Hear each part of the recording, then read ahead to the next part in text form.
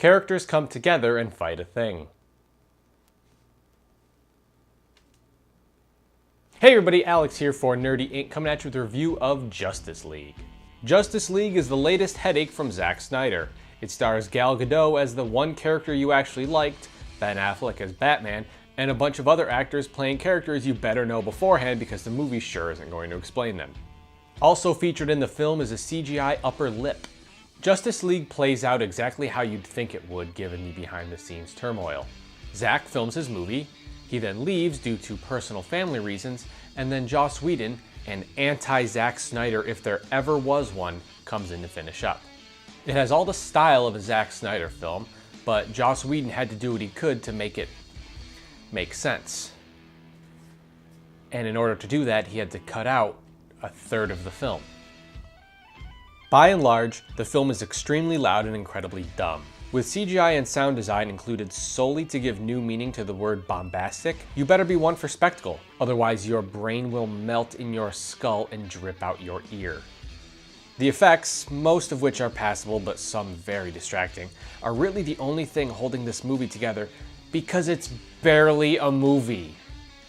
You can criticize Batman v Superman all you want, and believe me, I will. But at least that film has ideas buried beneath a haphazard plot. Though storytelling isn't one of Zack Snyder's strong suits, it's clear the man has something to say in most cases. Unfortunately, there's very little to say this time around. No themes, no ideas, not even any subplots.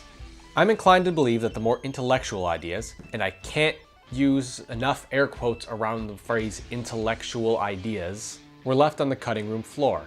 Whether that was a good call is up to you, but Justice League opts for shallow and coherent rather than thoughtful but nonsensical.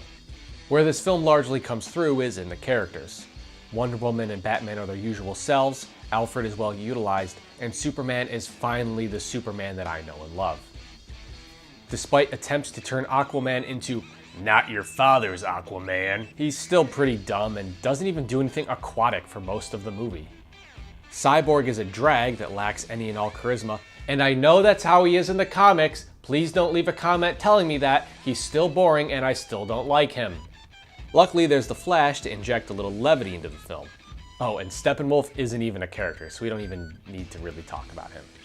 Those who are invested in the characters will find just enough to get them through to the end. But overall, the film isn't interesting enough to earn your attention and almost pushes you away with the loud and annoying effects.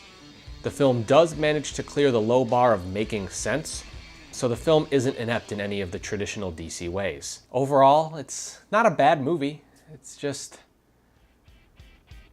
not a good movie.